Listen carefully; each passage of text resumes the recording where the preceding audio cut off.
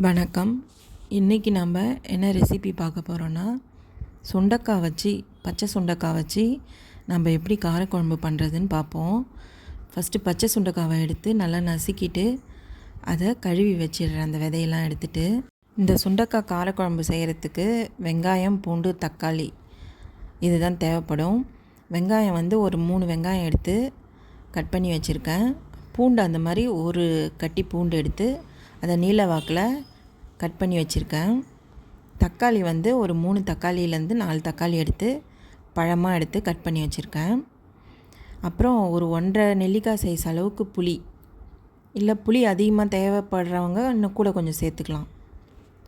இப்போ நான் ஒரு கடாயை எடுத்து சூடு பண்ணிக்கிறேன். கடாய் சூடானதும் எண்ணெயை போட்டு, இந்த எண்ணெய் சூடான உடனே நம்ம இப்போ கடுகு போட்டுடலாம்.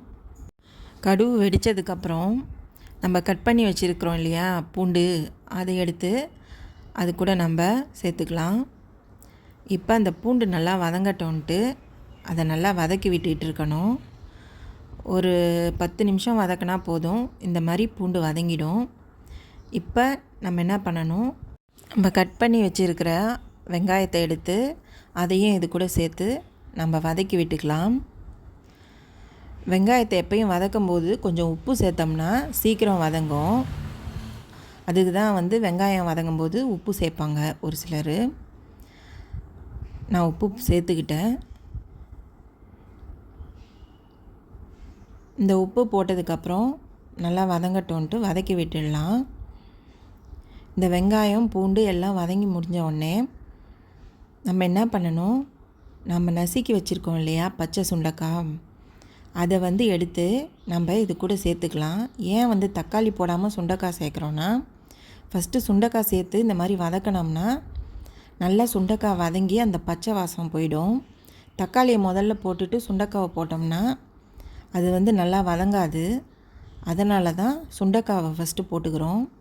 இப்போ இது வதங்கி முடித்ததுக்கப்புறம் ஒரு 5 நிமிஷம் வதக்கினா போதும். ஏன்னா எண்ணெய் இருக்குது, எண்ணெய் வெங்காயம் இருக்கிறதால நல்லா வதங்கிடும்.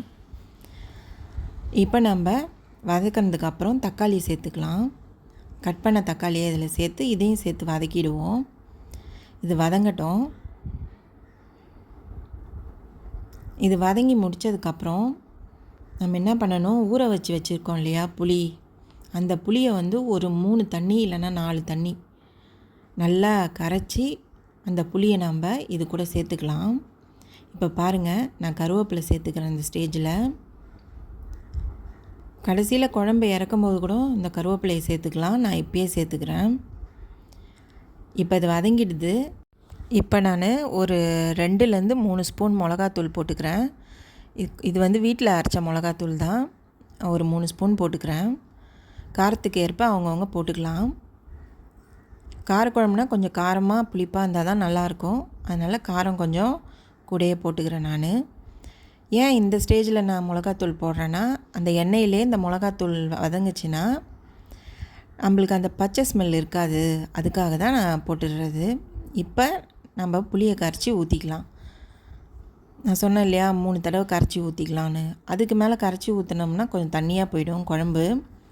காரக்குழம்பு மாதிரி இருக்காது, அப்புறம் சாம்பார் மாதிரி ஆகிடும்.